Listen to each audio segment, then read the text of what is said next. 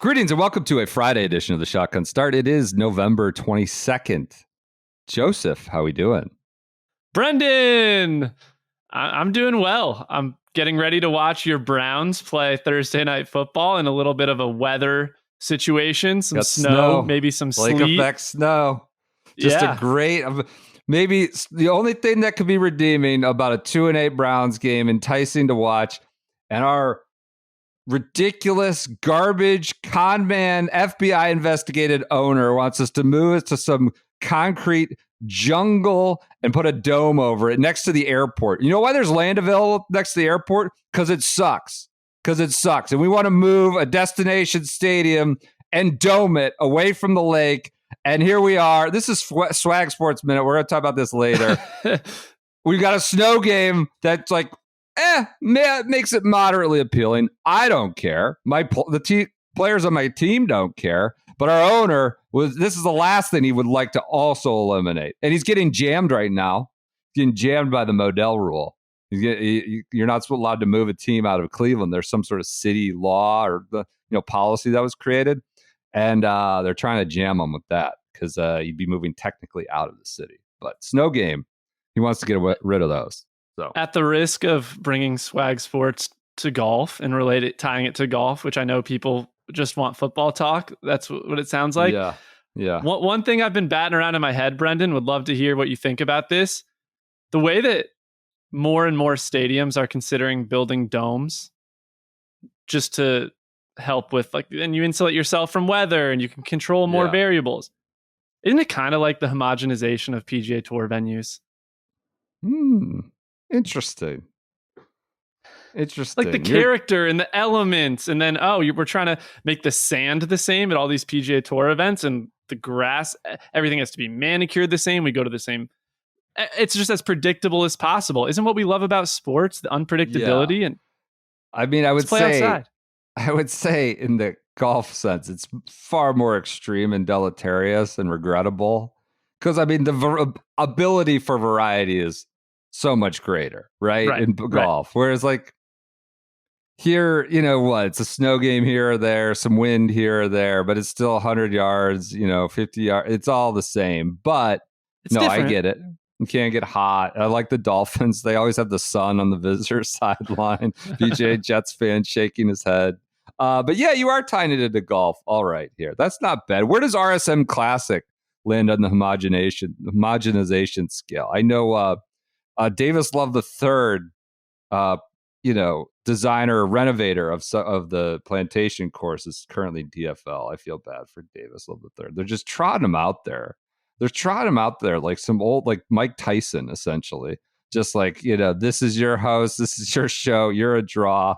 And he's 9 over through 16, DFL by 3 on his plantation, the course that he built. And he's just like Mike Tyson, like the modern fight game that he built, just out there on wobbly legs. Davis Love III. Where does RSM Classic venues land for you?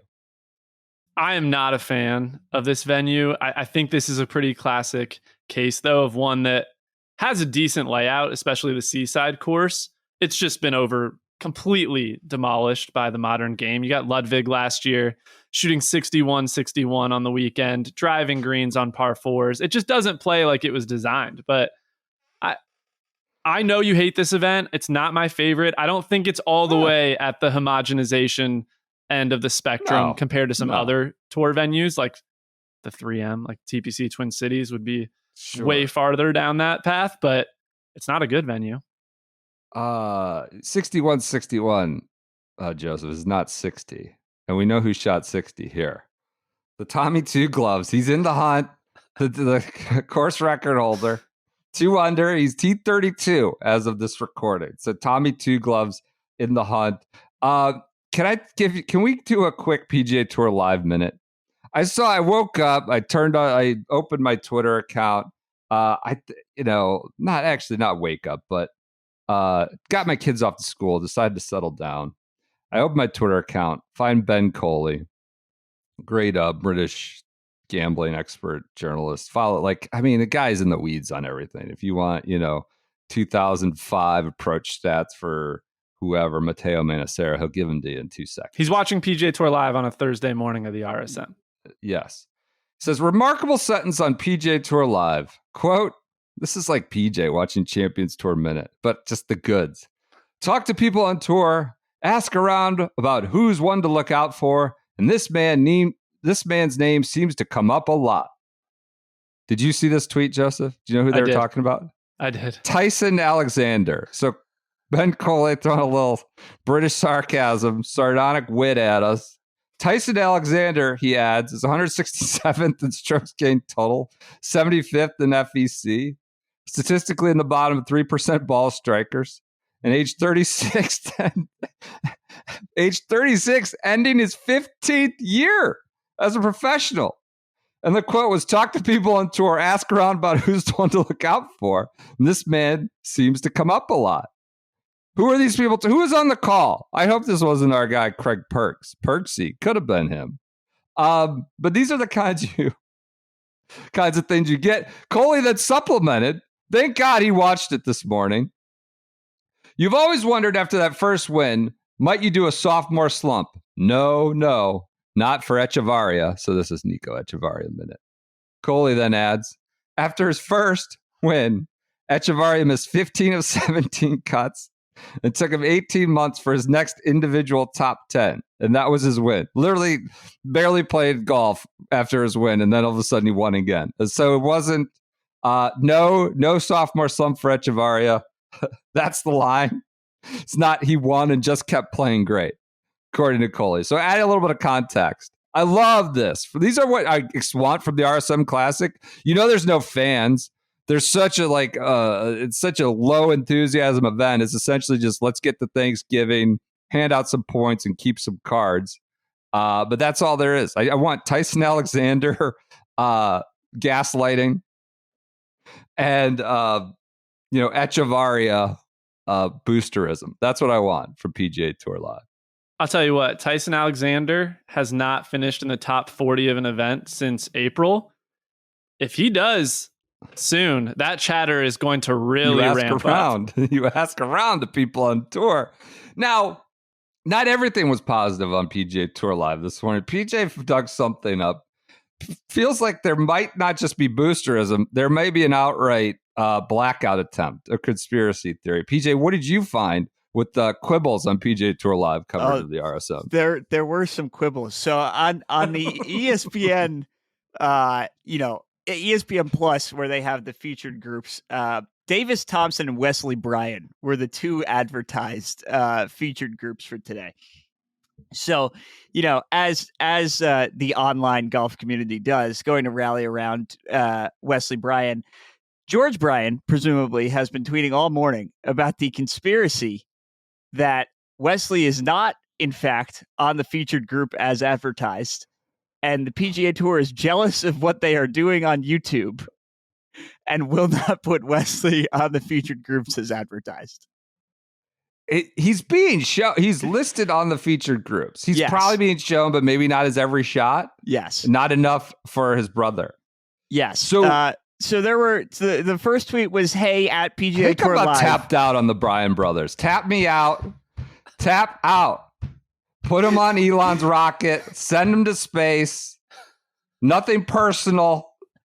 There's no conspiracy. You just got an exemption. You just got a handout exemption for a brothers activation tee time in a real PGA Tour event. No one's trying to blackball you. You had a free exemption. Hey, at PGA Tour Live. A week ago. Is Wesley actually in a featured group like the title would suggest, or did we get duped? And then no one cared enough to be duped. There was no bait and switch because there's never a bait. No one's duped. Who's we? He follows it up with a reply to the Bubble Boy group tweet of ZB, Joel Damon, and Wes Bryan. The PGA Tour tweeted that this morning. He replies, "Imagine if the PGA Tour Live showed them like everyone on the internet wants right now, and like the thumbnail and title would suggest. That would be sick!" Exclamation. He's like, these guys were in the Creator Classic. I mean, I'm far be it from me to defend the honor of the PGA Tour, the thumbnail discretion of ESPN Plus, or whatever's going on here. But there's no conspiracy to like not put Wes Bryan on TV because they're mad about the YouTube deal. That strains all sense of reality. I'm beginning to think they don't like Wesley and what we are doing on YouTube, end quote. The guy just had an exemption. He was just on. By all accounts, this is not personal, but these tweets are diluted. By all accounts, he's a great guy, friends of friends. This is diluted. Joseph, do you think there's a conspiracy to not show the Bryan brothers because they're YouTube? I think when you consider exemptions, whether it's the Creator Classic or sponsor exemptions for George, if anything, there's a conspiracy to show them too much. And his notion, this was not on my radar until, PJ, you're reading these tweets off. Like seeing one of these tweets, use him for the clicks, but not show him. Like, how many clicks do you think that Wesley Bryan and featured groups is generating? I was just gonna say that a response to the use him for the clicks but not show him laughing emoji tweet was, I guess I will finish watching the Major Cut video now instead. So they've got people turning off the thumbnail of Wes Bryan to go watch them on YouTube. So we are losing clicks, I guess. Like Wes Bryan, like a real player, proper he's player. T19. Like he's playing well. He's a good golfer. Interesting story because he's on the Joseph seems to quibble with he's a winner. He's won on the PGA Tour. Obviously went ham on the I think it was the web.com tour when he did that. Like a proper. He's a legit tour pro, and this is a story. The Bubble Boys group is an interesting story, and George seems like a nice guy. I've told he's like a great guy, but put the phone down. You can't tweet this. This is not there. No one's trying to like. It's November 21st at like whatever it is, 11 a.m. Nobody gives a shit about Rory McIlroy playing golf. Probably. It's just not, there's not enough thought being put into it. What is the motive? I'm sorry, but what's the motive? What is the PGA Tour's motive for YouTube? They're trying to just damage a competitor. Down? Is that why they have a Creator Classic? About it. They're scared about it. It's like Comcast. Comcast went for the NBA rights. You know this. They went for the NBA rights via NBC because then they're also a cable provider, right? So now they think TNT's been weakened and they're going to knock the carriage fee down. This is what's happening. This is a long game by the PGA Tour, like Comcast going for the NBA rights so that they could charge less for TNT and, kind of take a Warner Brothers down. This is somebody with their button down on the, finger on the button in Ponte Vedra saying, we're going to take a bite out of that YouTube Bryan Brothers account. I think right about now, Brendan, if the PGA Tour could do something to get a high rating on any event, they would do it. So any conspiracy that they're shutting down, that they are shadow banning Wesley Bryan, absurd. Shadow banning. Conspiracy Theory Friday. PJ, I want to thank you for surfacing that. I haven't followed that account. I don't know if I'm going to. I think it came up. Listen, everybody wants to say that the For You page on Twitter is ruining the app. The For You page on Twitter provided us with 7 minutes of content today because I don't follow that account either. That's fair. Actually, on the leaderboard is Maverick McNeely. I mean, none of this matters. It's Thursday afternoon here. It might change by the time you listen. Go ahead. If I may interject, just for Nico Minute and Champs Tour Minute. Stu Cink beat Nico today, so score one for Champs Tour Minute over Nico Minute in round one. Where does Davis Love the third land for Champs Tour? He's not even active. I don't know if he even counts. Mav McNeely's leading. ADDC picking up where he left off, and Bermuda with another solid round at 64. Thor Bjornsson, Patrick Rogers, Michael Kim. Another active Twitterer, in the field. not on Twitter at the time. Shot a 5 under. So the Bubble Boys, though, we have, and Joseph, I will call you sort of. You were really the Paul Revere on this story, riding through the digital landscape, alerting everyone to what might be going on. Jolie D and those free points at the no cut. You got a sponsor's exemption, no cut Zozo when everything else is full field and cut in the fall during this, chase for the card and the chase for the Aeon. What's going on with Jolie D? Is that going to matter? Is that going to end up being decisive even? I think this might be the number one story of the RSM Classic and the thing to monitor.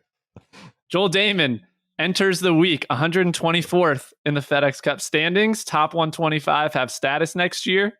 He is currently projected 128th after, well, he's not even done with this first round, but he's 1 under, is tied for 50th. He's going to be straddling that 124, 128 zone, and he got 13 free FedEx Cup points for a bad finish on a sponsor exemption at the Zozo. There is a real chance that his status on tour comes down to those 13 points, and that is what I am cheering for. Let's blow it up. It's truly unbelievable. Like, as I look at this, I think it has him going from, 124 to 127? He's like right there. I mean, he's just bouncing. Right, yeah, 128 right now. He's gone from 124 to 128. So, we're doing this. He's got, another like 20 some holes before the cut, and then maybe another 36, but it's right there. You were on top of that story. So he could be dropping out.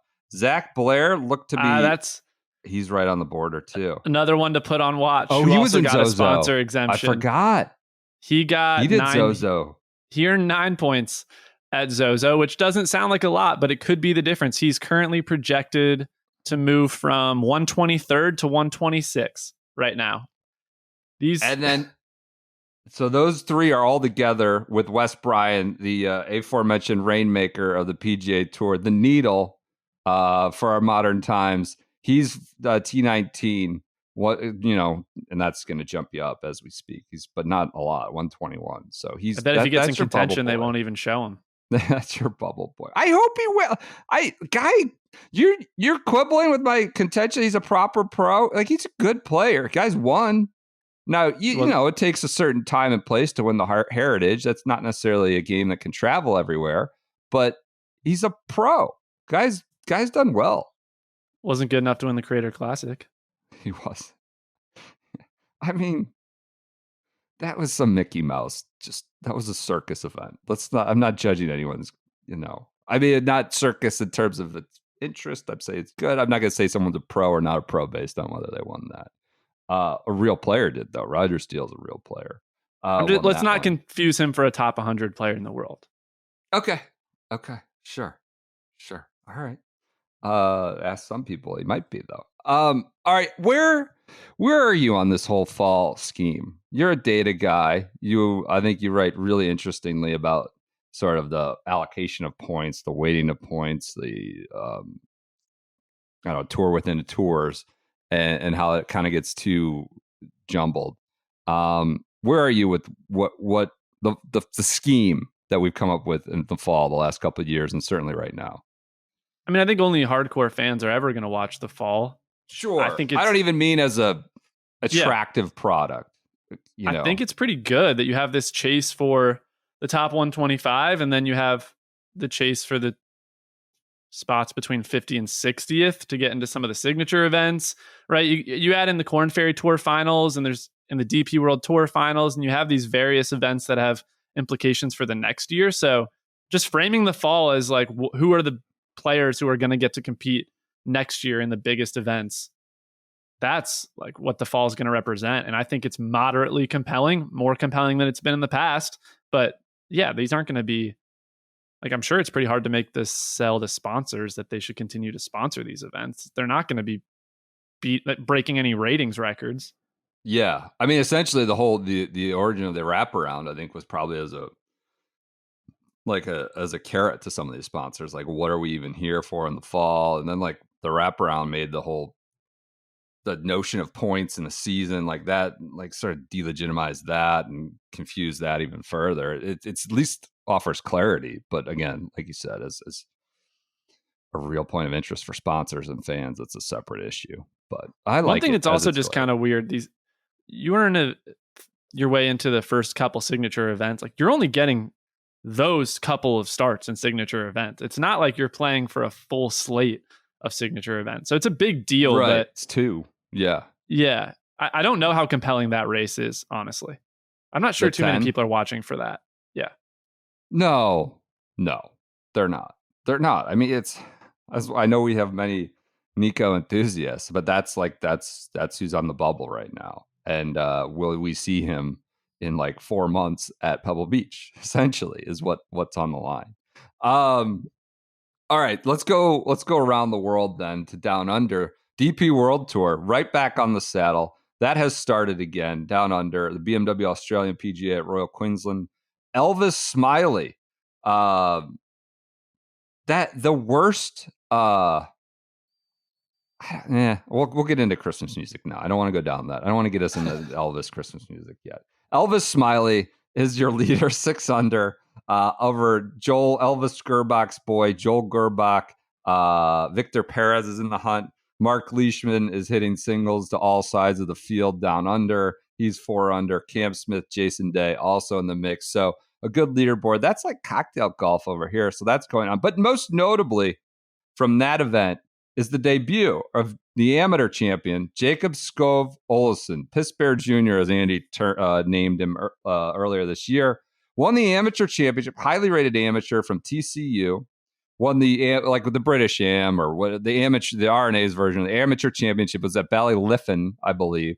So he turns pro though.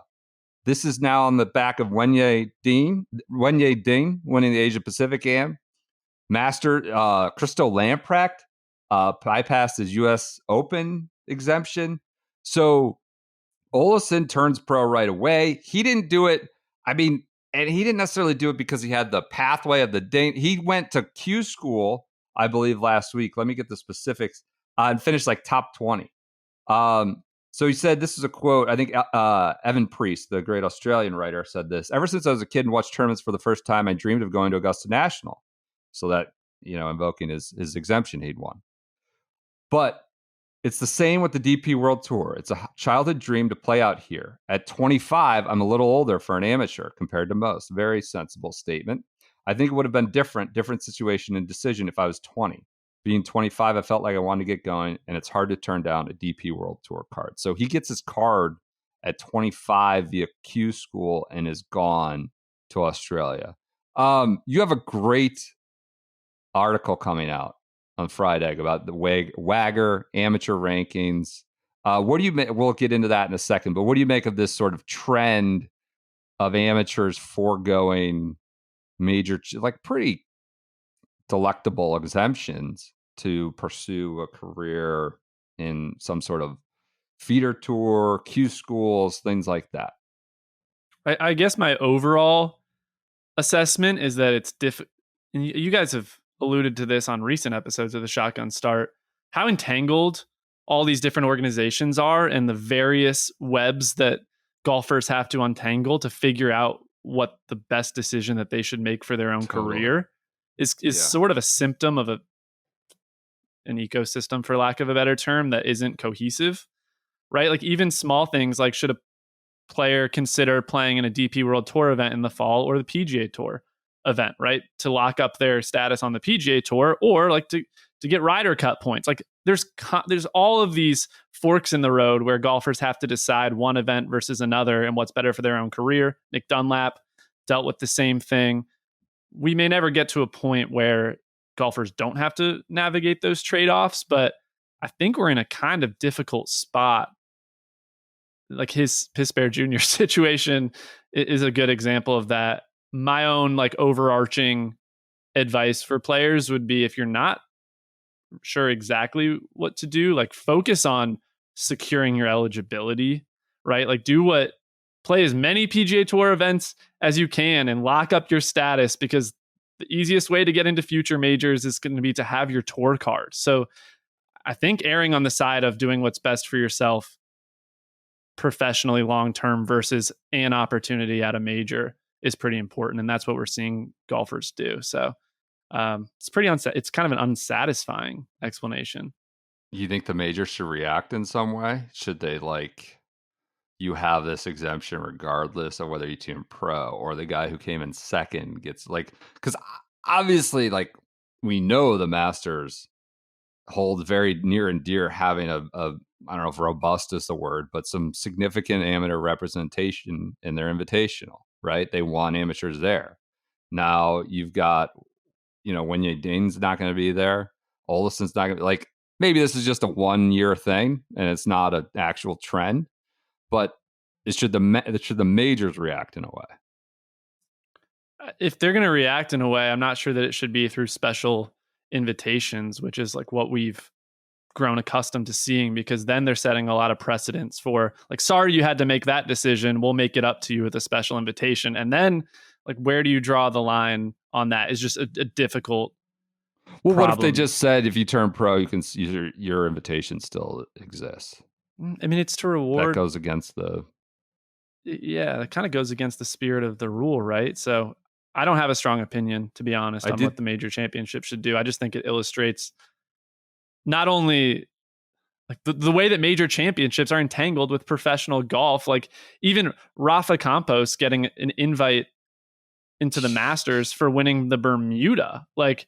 Think about the way that the majors are propping up the PGA Tour's product, when arguably the most enticing carrot of that entire event is a Masters invite, which is completely external to the PGA Tour.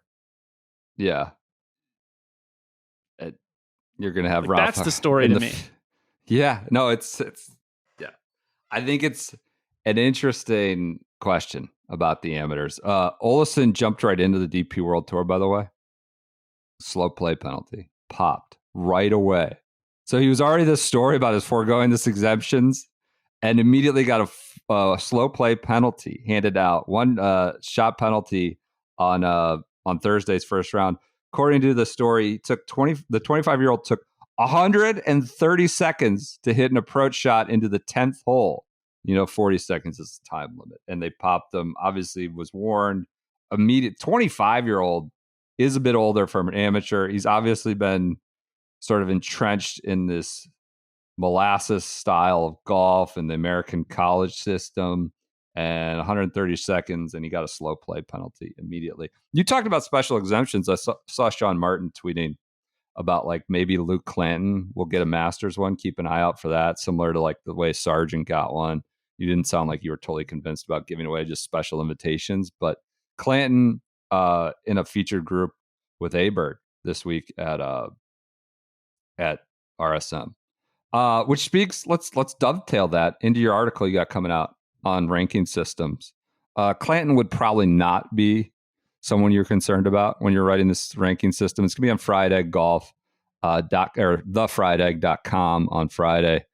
Tell us what this article is about. You found some interesting examples. Won't say you're the first one to point this stuff out, but you went deep. You talked to people at the USGA. Talk about this article you got coming that people should go read.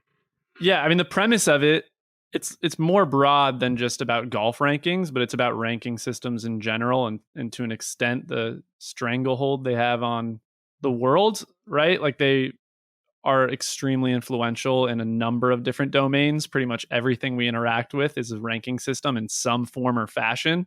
So getting into that high level, but then going specifically into WAGR, the World Amateur Golf Ranking, and the official World Golf Ranking, two significant golf rankings within the sport of golf, obviously. And kind of the trade-off between accuracy and accessibility. So within the World Amateur Golf Rankings, Brendan, I mean, imagine if I played golf on a fictional island for the purposes of this piece, where I'm the only golfer that's any good and there's 8 other junior golfers who all stink, right? Fictional example. And they all shoot 150 in every tournament. And I win regardless of if I shoot 65, 75, or 95.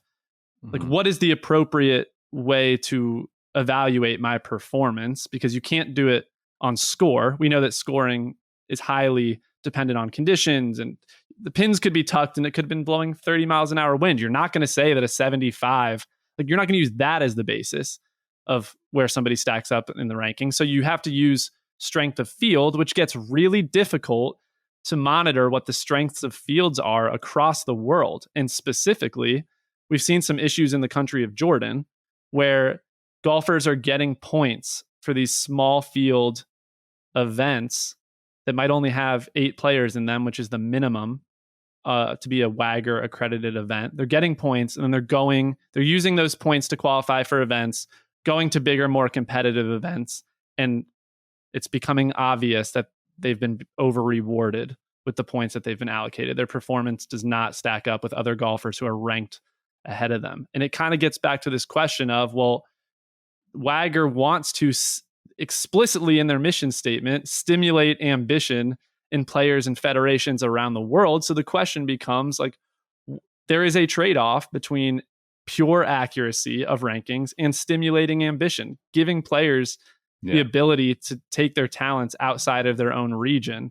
And I would argue that those are opposing forces, that you cannot have perfect accuracy and promote accessibility at the same time, and vice versa. So that's the premise of the article. There's more in it than that, but that's kind of a high level picture. You have some interesting examples. We don't. You need to read the piece. Some events in Jordan, the country of Jordan, where some amateurs just hoovered up some points, just based on competitions that maybe weren't necessarily apples to apples with some other competitions in the rating system. And then you get into the OWGR. It's a very smart, well done piece that I just wanted to shout out while we had you on here. Also should mention that the WAGR has announced some changes a couple of weeks ago to the system moving forward, and that is also like what motivated this piece. So getting into how those changes address some of their shortcomings and how they don't. So that's a high level.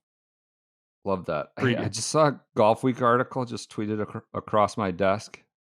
Says these were the most difficult holes on the PGA Tour during the 2024 season. I have my data. We have you. You know this stuff better than anyone. I have no idea what metric they used. Probably scored a par. Looks like looks like it. What would you guess? Average scored a par. What was the hardest hole? I mean, is it by round, or is it because it's going to be stuff that has average score? Looks like I wouldn't be shocked if the what is it, 12 at Troon? That 11 was 11 at Troon. Yeah. Is that on there? It's 3. Yeah, so like it's going to be highly condition dependent. Go ahead. What are they? Number 1. This is from Todd Kelly. Number 1 is Quail Hollow 18th, 4.5 average. 13 birdies. And 2 is, I don't remember this. They don't have a picture of it. It's just a generic stock photo. Vallarta number 10 had a 4.46 average. And then you got to the railway hole at Troon. Eastlake number 1. Does that ring a bell? I mean, I know they have the OB left kicker and all that. And wasn't the green kind of a ass kicker there? Because it was, go ahead. That was like, I want to say that like 25% of players were hitting the green on that hole. That's a post renovation Andrew Green, pretty significantly modified hole. And just looking at those, when you look at those holes stacked up, like that's one that had a strong field, which makes a big difference when you're comparing scoring averages at the first at Eastlake to something at Vidanta Vallarta. So that hole is probably a good example of one that's tipped a little bit in the dimensions of the hole don't quite line up with the shots players are hitting. And I hate to argue that it needs to be reworked in advance of, after all what they just did, but that hole was, you almost couldn't land it anywhere and keep it on the green. Twin Cities, number 9, TPC, Twin Cities, number 9, Torrey Pines 12. Does that ring a bell? Torrey Pines 12. We're just going through the whole list. Pinehurst 2nd, that was a very hard hole. Torrey Pines 18 was in there. Pinehurst 18 also. Torrey Pines 18? Did they play it as a par 4? No. He has it here as a par 4. 4. Could it be the north? Yeah. I don't know. That feels like an north. error. Sorry, yes, you're right. Okay, north. Okay, I wasn't paying attention. Yep, north course. 8 at Pinehurst, that would make sense. Augusta 11, also another very hard hole. That's golf week content, right? Reading golf week content on the. Just curious while I had you here, and also while I have you here, have you been using your fried egg Red Rooster gloves, Joseph, out there? I know you get occasional rounds down in Texas, year round play where you are in Austin. I feel like, are you still out there chopping away? This might be a good opportunity to raise the red flag that I've never received one. You didn't get one? No. I'm glad you brought it up. All right. I mean, this is also, I'm going to raise the red flag. I don't use a golf club very often. I'm here to talk about golf clubs. I've got oodles of golf clubs. I'll send you a few. I like them. I still use them. If I'm going to use any glove, it'll be a Red Rooster. I'm like Wade Boggs. You know, I like the hands on the bat. I like the hands on the bat. But yes, I do use my Red Rooster when I need a glove. What? You and Lucas Glover have been finding a lot of common ground this week. Lucas, he's a man of letters. He had some good quotes. He sounded like a smart, high-minded fella, trying to take us for being stupid. But if you're not stupid, you'd go to redroostergolf.com. Use the promo code FRIDAY50. You get one glove, you get 50% off. And they've got Black Friday month, I guess is what we're calling it. November 20th to 26th. So that's now. You get free shipping all week. So just load up that cart, ship them out for free at redroostergolf.com. Next week, 27th through December 3rd, which is Black Friday and beyond, proper Black Friday, I believe, is the mystery 3-glove pack for a limited time. You get 3 mystery Cabretta leather golf gloves. I'm having trouble reading this at 33% off. So a mystery 3-glove pack at 33% off. This is a really tongue twister for me. So that's 27th through the 3rd at redroostergolf.com. And again, use that fried egg 50 to buy one and get 50% off when you go there. This small company focused on gloves by golfers, for golfers, exact kind of company that, our diehard sicko audience should be supporting. All right, Joseph, thank you for joining us. Thank you for pitching in here on a Friday. I greatly enjoyed reading. I got a preview of your rankings article. Just good writing. I enjoyed it. So you got any plans this weekend? You gonna play golf? I don't know if I'm gonna be playing any golf. Definitely gonna be watching the Colts beat PJ's former employer, the Detroit Lions. So that's gonna be the highlight. No love for Texas Syracuse tonight. It'll be over by the time people listen to this. But is that a college basketball game? Yeah, Barclays, baby. No, wow. No interest. No interest. Okay. Texas Hoops isn't doing it for Joseph, I guess. All right. Everyone enjoy, we're going to go to an interview now with Josh Carpenter. I'm trying to end the podcast. This is a great interview coming with Josh Carpenter.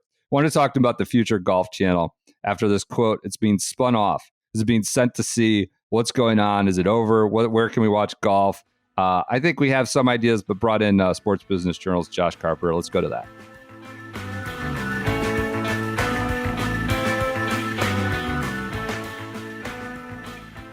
All right, we now welcome in Josh Carpenter, who covers golf for the Sports Business Journal. Many of us in, golf social media, certainly in golf media, follow Josh very closely. Brought him in to talk about Spinco, I guess is what the term of art is being thrown out around there by the media, reporters and others who really care about this. But most importantly for this audience, Golf Channel, the future of it, where it's going. Josh, welcome to Shotgun Start. It's great to be on the Shotgun Start. Listen to you guys 3 times a week. So it's, I think, first time, long time, right? I apologize for that. Well, let's get to it. I assume the audience, some are probably, in this sort of educated group that follow this. Educated, I use that term quoted. This is an interest of theirs. Many probably it is not. What is Spinco? What is Comcast doing? We know Comcast has been a major player in golf. Brian Roberts, CEO, is a member at Augusta, loves golf himself, is like an engaged member of is an engaged golfer. I've been told he has Golf Channel on his wherever office suite, or I'm sure he has all his babies on the television, but I think he watches that one closely from what I understood. But what is Spinco and what does it mean specifically for Golf Channel? Yeah, I mean, Spinco, basically what Comcast did here is Comcast, if you look at the landscape of television or media, I should say, it's trending towards streaming, right? It's cord cutting. It's trending away from cable. It's trending away from linear TV. And so what Comcast is doing basically here is spinning off Spinco. I don't think the name is as bad as Spulu as that other package it was created a few months back. But basically with Spinco, they're getting rid of these cable channels that they feel like are kind of depreciating assets, with the goal of putting more money into things like Peacock, right? We've seen NFL games on Peacock. If you're listening to this podcast, you know that you're hit over the head with Peacock for the Open Championship, at the U.S. Open, those sorts of things. So basically their goal with this is to get rid of these cable networks and put more force behind streaming. What does this mean for Golf Channel? Golf Channel, like these other cable companies, is a depreciating asset, right? Less and like cord cutting's going on, less and less. I don't know Golf Channel's distribution nationally, but it's getting lower, by the year. So fewer people are watching on linear TV, changing their channel to that channel. They're streaming, they're watching on Peacock when Peacock has live golf, and so I think short term, this doesn't mean a ton for Golf Channel for people looking to go watch PGA Tour golf, LPGA golf on Golf Channel. Rick Cordella, who's the president of NBC Sports, said basically yesterday, he said they're going to honor those contracts. And so LPGA, PGA Tour have a deal with Golf Channel NBC through 2030. So at least for the next 6 years or so, unless they get out of those contracts, which is possible, but not sure that's going to happen anytime soon. You're going to see PGA Tour and LPGA on Golf Channel. You look at the USGA, their deal with NBC is through 26, I believe. So there's a negotiating window that's either opened up or opening up soon, where the USGA can either go. They have an exclusive negotiating window right now with NBC to talk about a potential renewal, or at some point down the line, they could go with another partner. And then I think the RNA, their deal with NBC is through 2029, I believe. So short term, you're not really going to see anything too drastic,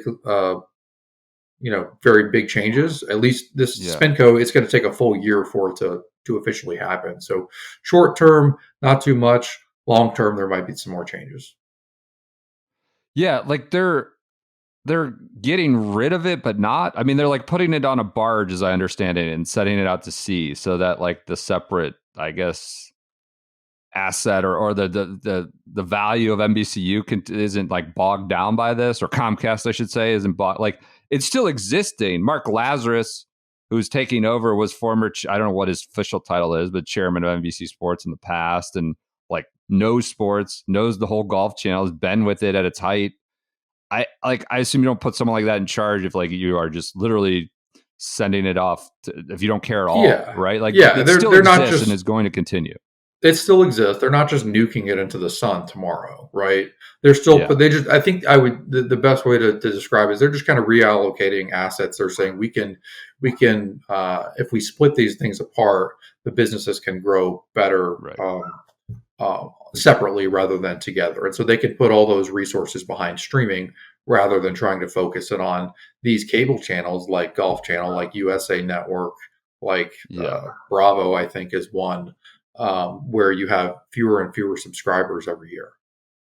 But as a cable channel, like the notion of a cable channel, not just Golf Channel, obviously is considered a arrow down business, right? It's just not the future. Yes, it's not the future at all. It's not the future, and it's not specific to Golf Channel, but like as someone who's come up in this over the last, I don't know, 15 years, like I think I'd argue Golf Channel was for sure the most important, most dominant golf specific media entity, and like we've seen it slowly wither. It probably sounds like too negative a term, but like golfchannel.com was a massive and important, digital writing It's not even right? golfchannel.com anymore. It's Doesn't exist. NBCsports.com/golf, I think. URL right? doesn't exist, right? They moved up from Orlando to Stanford, and that involved a lot of cuts. So it's slowly sort of reduced its impact, I would say. But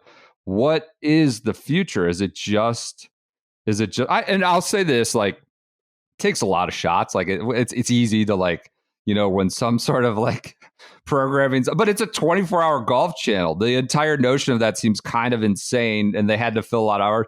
It's been critically not just like the most dominant, but I think it was important, even for people like even me that would occasionally take shots at some, shot makers or some sort of programming that was on. Like, it was important to how we viewed and consumed golf, and really impacted sort of the discussion around it. Right. And it probably continues to do so, but it's not what it once was. And what do you think this future is, as it's sort of spun off and away from Comcast? Yeah, I mean, I think to piggyback on what you were saying, like I used to love watching playing lessons with the pros when I was in high school, right? That was incredibly valuable to me in my own game. And I still, like, in my own game, I have things that I do because of things I learned off playing lessons from the pros. But now it's like, then that was the only golf medium to watch, to follow golf. And now there's you guys, there's other podcasters, there's, the PGA Tour is launching this pro shop thing. And, there's so many different ways to consume golf, and YouTube. So, I don't even, frankly, like, and this isn't a shot at Golf Channel, outside of their live competition and shows like Live From and Golf Central, I don't even know what they air anymore, because I'm not watching it when there's not. I mean, I have a kid. We, as we get older, we have kids and everything. We can't just sit around and watch Golf Channel all day. But so as a future, Brendan, I don't know, what does it look like in 2031 when these rights deals are up? Is live PGA Tour golf? Does one streamer? Does a Netflix? Does an Amazon? We've seen, Netflix aired the Paul Tyson fight last week.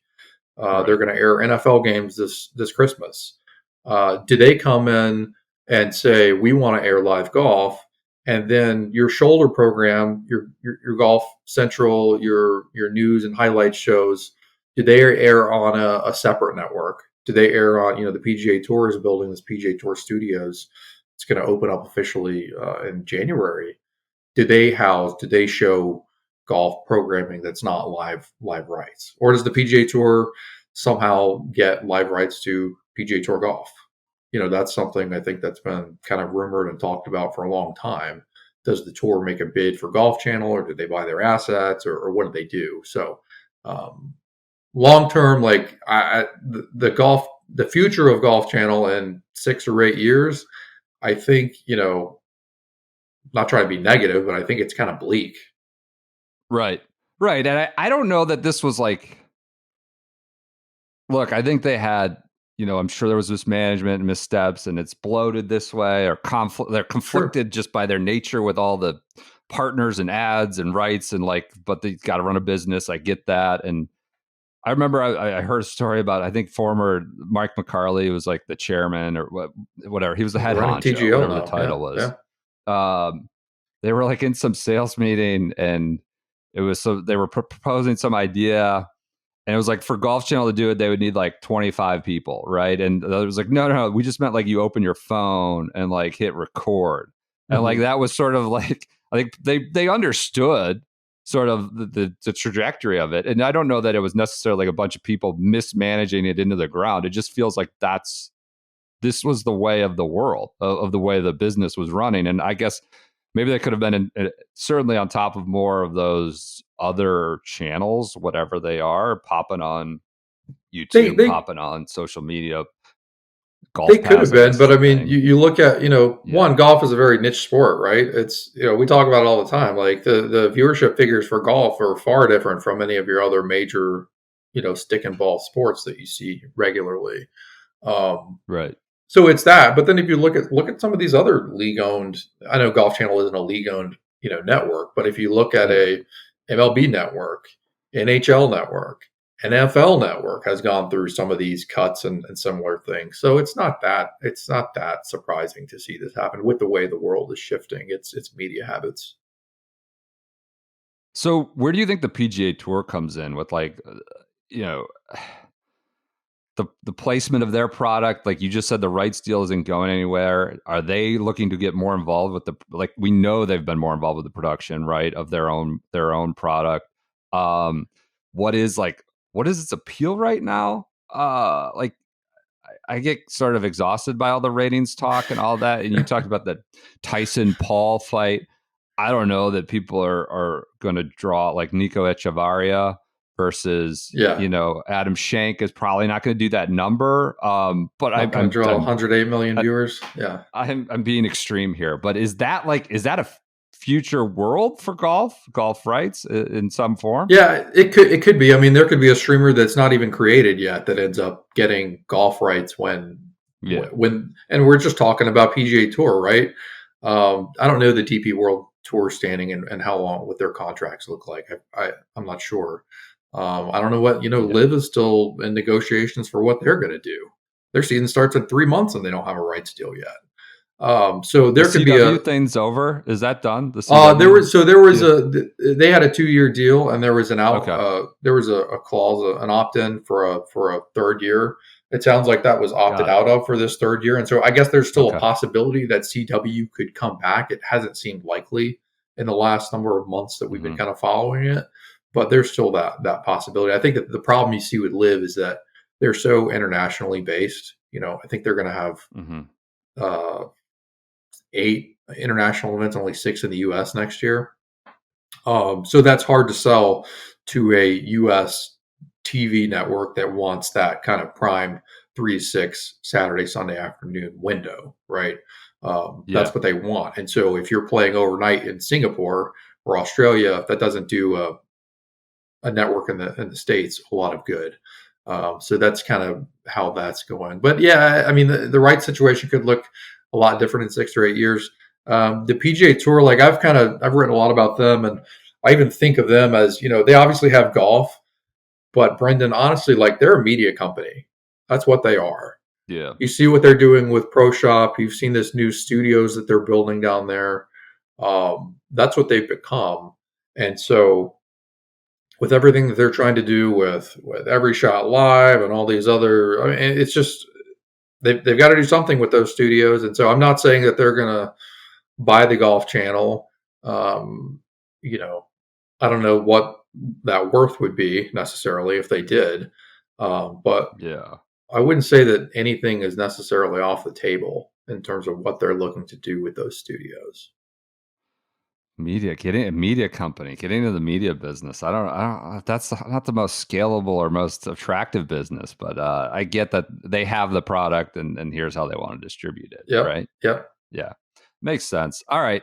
Anyways, this isn't the end of Golf Channel, though, right? I mean, I just feel like there's sort of this RIP going around, and like I don't want to lionize it as it goes away, but it does feel like we're losing something, and eras change, right? I mean, you talked about it was cool to be able to have a TV channel where you could turn it on and there was probably golf from anywhere in the world, whether it's women's, men's.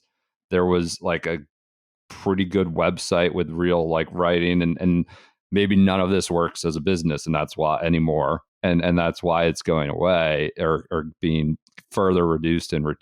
But it does feel like an admission, and it's not just Golf Channel, it's whatever, CNBC and E and all these other cable networks. Think about how crazy that is that CNBC is in this same group. Yeah. I mean, CNBC, working at a business publication, every day when I went in the office when I started 12 years ago, it was like CNBC was on every TV in our office. Yeah. So the fact that CNBC is part of this as well, I wouldn't say that it's just golf specific. And again, like you said, it's not a sign that Golf Channel is not going away tomorrow. And there's just not the audience. I just wonder what is the voice? Right. What's replaced all the stuff I just talked about? Is it good? It's like these, it's just a mix of Instagram influencer accounts or YouTube videos and then some of the PGA Tour content you talked about. Yeah, it certainly could be. I mean, that's where people are going, right? That's where people are going now, right? That's what they want to consume. That's what the Gen X or whatever we're in now, like that's what they want to consume. No, that makes sense. All right, Josh, thank you for joining us. Really appreciate jumping on here at a moment's notice. This was sort of big news in the business and certainly media business world, and had significant effect on Golf Channel. Whatever we think of it now, it's obviously its primary distributor of how we watch golf. So appreciate you jumping on to talk to us. Love what you guys are doing, Brendan. Anytime you want me to come on, I'm happy to. All right, thanks, Josh.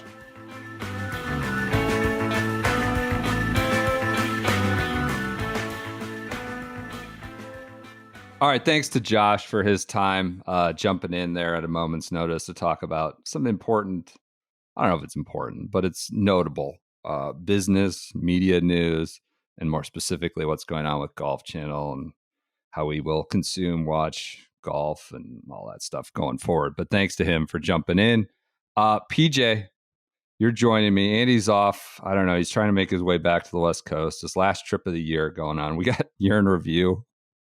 I broke it all out. I sent a 3-page document. Here's who's got to do what by when. We'll see.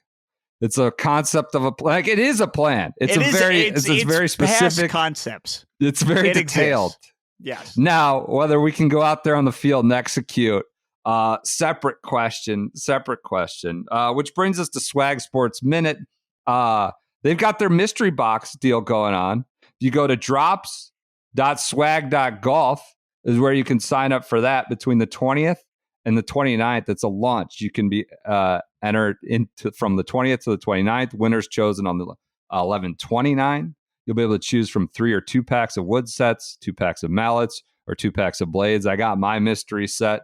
I think I got some really rare stuff. I am not in the collector's world, nor in the head cover world, nor in the head cover collector's world. But if you are, or you're moderately interested in this, go to drops.swag.golf. While I'm not in that world, I've been wildly impressed with their products. Like, the actual product was incredibly. I've had some shitty head covers, some flim-flam head covers. These are well constructed. They're very valuable. They're great. I've seen their putters. Their putters are sick, like no BS. Great products. So you can go to swag.golf or drops.swag.golf to enter this giveaway contest from the 20th to the 29th, or drop contest from the 20th to the 29th. What do we want to do for Swag Sports Minute? I kind of went off the cuff on the Browns. We got snow coming in, 2-8 against 8-2, right? The Steelers are now 8-2, I believe. The Steelers are very, very good. Yes, that's why I had it on the schedule for today. Very, very good is a stretch. I mean, they're doing their Steelers thing. Are you worried about, like, I went to Pittsburgh in early September and these people were complaining to me about, like, oh, it's just another season. We're going to be good, but like, we'll have a good record, but like, we realistically have no chance of like winning the Super Bowl, or I guess getting to the, like, is that a frustrating place to be as a Browns and Jets fan? Oh, we win more games than we lose every year? Sounds terrible. I mean, the Jets literally haven't made the playoffs for half of my life. Like, legitimately half of my life at this point, consecutively. So I would take anything. I think Russ can win a playoff game for sure. I think it's possible. A game, but I think their lament was like, we're kind of stuck. But I'd take the stuckness probably based on. Yeah, I mean, I would take. I would take anything. I don't know how you can complain if you're a Steelers fan. You have George Pickens just running around trying to punch people in the face every time he gets the ball, and Russell Wilson, sure, he's annoying, but like, he can win football games. Justin Fields is like probably going to be the Jets quarterback next year. So I'm pro Pittsburgh. I feel good. Do you think they're going to win? We're recording this before they play. It feels like one the Browns could get just because, Steelers just got beat up on Sunday, like 4 days ago. Thursday's goofy. The Browns, I don't think, are trying anymore that hard, but who knows? I mean, they're trying, but, their will has been beaten out of them at this point. It could be a goofy game. I'm excited for a snow game. I feel like before Thanksgiving, like a real snow game is pretty rare, honestly. We'll see. We'll see if it comes to fruition. The snow blows. I'm moving on to my Commanders, though. My hometown team grew up. I grew up just hating the Cowboys, just right out of the womb. Yep. Hating the Cowboys. So I'm going on Sunday. My son's team is playing on the field at halftime. Oh wow! Yes, those were always some of my favorite Lions games because they would match up like a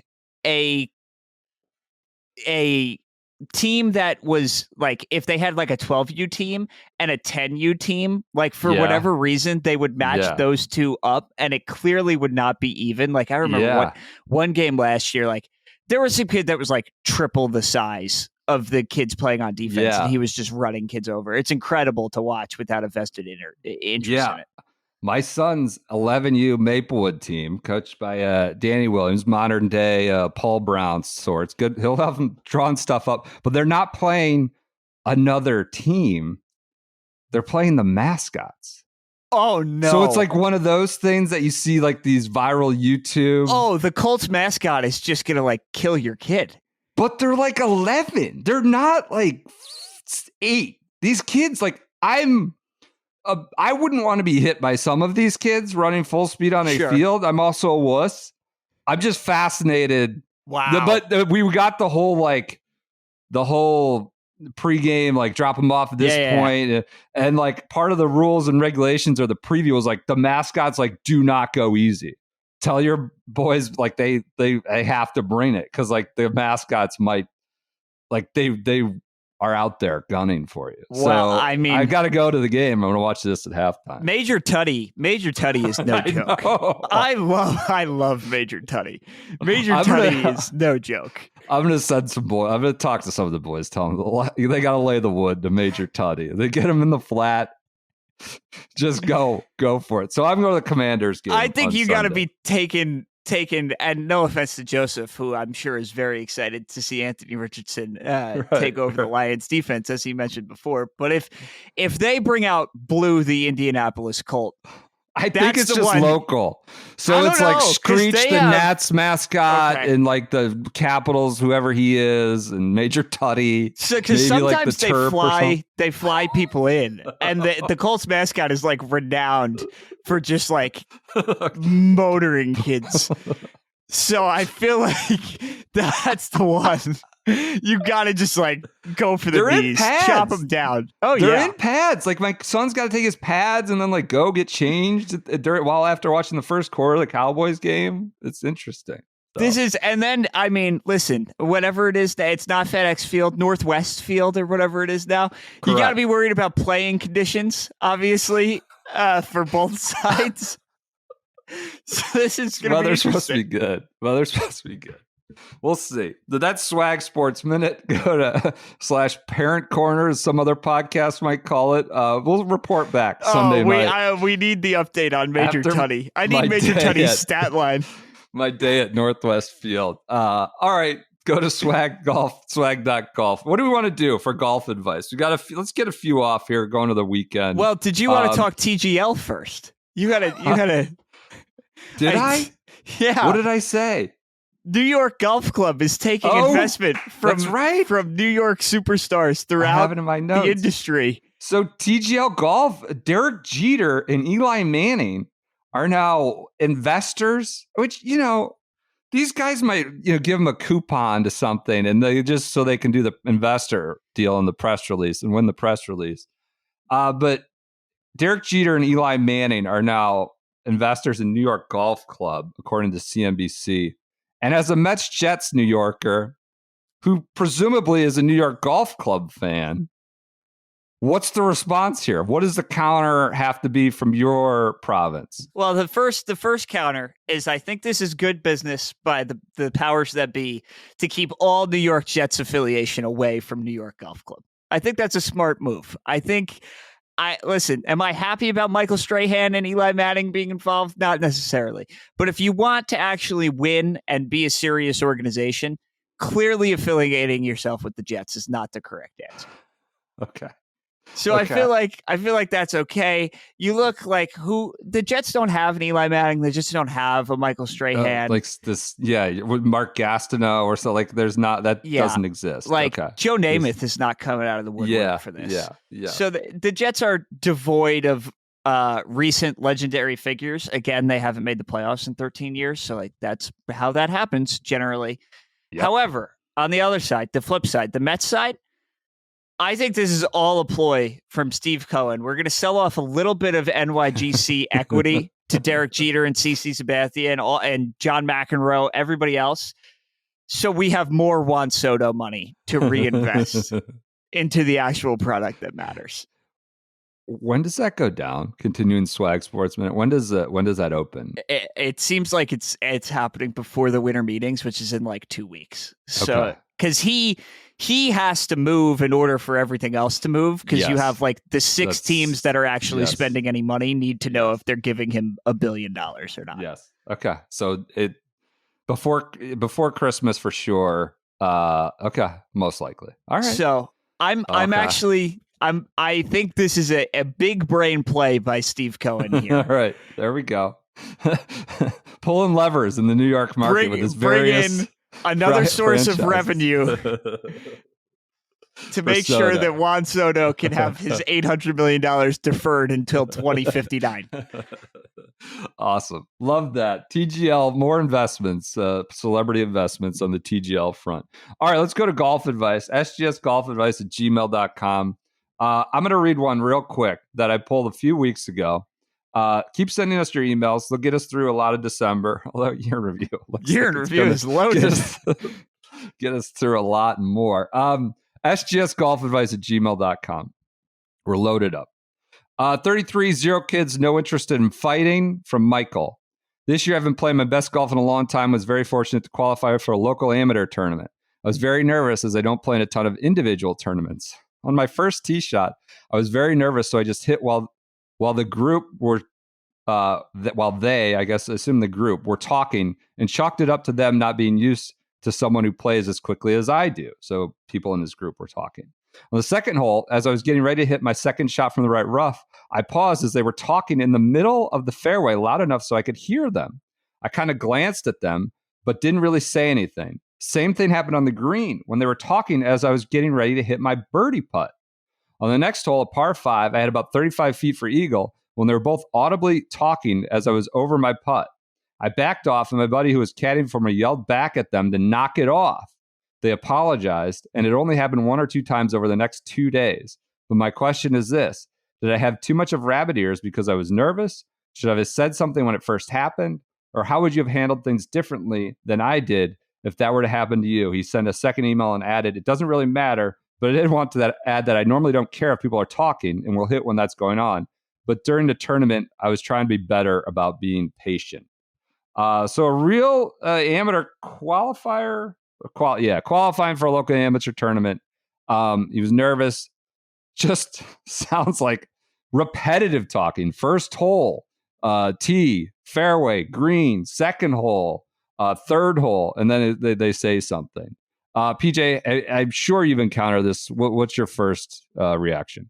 In a tournament, that's tough. I feel like you are totally within your rights to say something in a tournament where at least you are taking this seriously. Like if they're, I mean, like the example on the second hole where you're in the middle of the fairway and they are far away, but still talking loudly enough for you to hear them in a tournament setting, I feel like that's a little ridiculous. I agree. These guys clearly didn't know the time and place. Like, I get a little, in a tournament, that's fine. In a tournament, there's a balance, right? Some people are jumpy. Like when you're walking around, you just be mindful. Like, be mindful. Maybe the guy's super cool with anything. Maybe the guy's super cool with you heckling him as he putts. But just presume they're jumpy. Presume they're sensitive more than not, especially in this kind of setting. And I think you're well within your right in a hopefully diplomatic way. You nip it in the bud. You give them like 3 strikes, right? You give them two strikes, 3 strikes, something like that. You let it happen. And then when you clearly see this is the MO, or the status quo of how this was going to go, you say something early on, and you say it diplomatically. It's big on the caddy, though, to take the authority role and really put them in their place. I feel like as a caddy in a tournament setting, that's your like job. Stevie grabbing the camera, smashing it over his knee. No coins crinkling in your pocket. No. That is your job as the caddy. It's a good caddy. That I would give your caddy high props for taking charge there. Guy has no interest in fighting, was nervous. He had the caddy come rushing in to say, knock it off. That's a good friend. Stuff. It's a good friend. Good stuff. That's proper. Getting your job done. All right, what else do you have from golf advice? I have a good one. 42, 3 kids, no interest in fighting. The biggest and most competitive fall event at my club is a Ryder Cup event. This year, it was 44 players in totals and 5 digits in bets on the line for the winning team. Okay. Things were getting tight during Sunday singles, and I was playing a top player at the club in a later match. He made a birdie on 15 to tie and had the honors on the 16th tee, a short par 3. There are more than 30 people on the tee watching as we hit our shots. He sticks it to 8 feet, I hit it to 25 feet, and 2-putt easily. He surprisingly runs his first putt 3 feet by and misses the comeback. You can hear the groans and cheers from the crowd on the tee box, and my opponent is pissed. I'm pumped up as I start walking back to my push cart, and I start pushing my cart over towards the 17th. That's when I hear there is a cart driving towards me and realize my mistake. The 16th green is in line with the 17th fairway and requires a 250-yard walk or ride back to the tee. In normal situations, the walking protocol is to drop your bag by the 17th fairway, and those with a cart will come pick you up to drive you to the tee. Sounds like a horrible routing. It does sound like horrible routing. You can't, this sounds terrible routing. 250 yards? That's this? That's really far. Needless to say, it was a silent and awkward ride to the tee. The question is, what should I have done? The answer is I probably should have asked a teammate on the 16th box to drive me, but I wasn't thinking ahead given the circumstances. Once I missed that opportunity, did I do the right thing by taking the ride? Should I have told him no and walked back, forcing him to wait for me, or figure out something else? I just appreciated the visual of this guy driving up the fairway to pick this guy up after he just missed, after he 3-putted from 8 feet to lose a point. I mean, this guy is way too polite and too mindful. I'm all about empathy, polite, consideration for sure. I appreciate this guy this emailer looking out. I mean, make him drive back. And do your normal thing, right? That's my first inclination. How long is he gonna have to wait? Like an extra 10 seconds, 15 seconds, more than that, I guess. If it's 200 yards, something like that. I guess it's more than that. Could that be a level of gamesmanship? Just letting them stew? Yeah, letting them stew, waiting on the tee box. Yeah, or you just catch a ride with somebody else, right? You flag somebody down. So did he get in the cart and go with him? Yeah, he got in the cart and went with him and said it was an incredibly silent and awkward ride back to the tee box. I mean, I would throw a one-liner in there how about those Mets? Big gulps, huh? I mean, I think that's when you try to break the ice. It probably pissed him off even more. Yeah, you just walk. If you're worried about what you should have done in terms of the cart, you just walk and keep to yourself. It's not like you're making him wait 10 minutes. It's the tee's in view. He's decided to be motor boy driving around, and he's just gonna have to wait a minute. Or if you feel like it's getting exceedingly long, just flag someone down. What's your reaction? I'm not. I think this is over. You're over anxious and over analyzing this. I kind of love the move of taking the ride. I feel like that's a power play by making the guy come scoop you and bring you back to the last 8 feet. Sorry about that. I feel like if you know the guy, I don't know. He said this guy is a top player, so I feel like this guy is probably pretty pissed that he 3-putted from 8 feet. He's probably also got more of the upper hand. He's more confident and who he is as a competitive golfer in this situation that they're in. I would think maybe not, but he's probably pissed. You're right, more pissed off. So I feel like the power move is actually taking the ride. But if you wanted to just let him wait, I also feel like that's a level of gamesmanship that could be used in future match events for you. I can't believe there were jeers and cheers from the crowd. You can't have that. Guy sounds like divisive. Pretty he intense. Didn't say how it ended. Did he say how it happened next? No. Okay. Did not say how it ended. Cart ride? Okay. I would love to just hear that guy like completely pulled his drive on the 17th tee and like was completely rattled by the entire situation. Yeah. That would be the best possible outcome, I think. I mean, big on him for offering a cart ride too. Let's get like guy's pissed. Yeah. Like he's just guys seems like more of a competitive golfer. Like, all right, just hop in. That's magnanimous. That is. All right. I think that does it. Did you want to get one more off? Or No, that was the one I had pulled. All right. Everyone enjoy your weekends. Thank you so much for your continued support.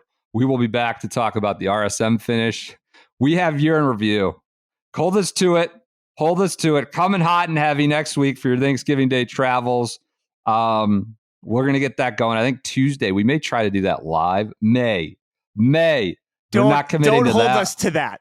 Yes, we may try to do a live. Of course, it will be recorded and posted for your listening leisure at any time. But that will be coming next week. But enjoy your weekends. Thank you for your continued support of the Shotgun Start.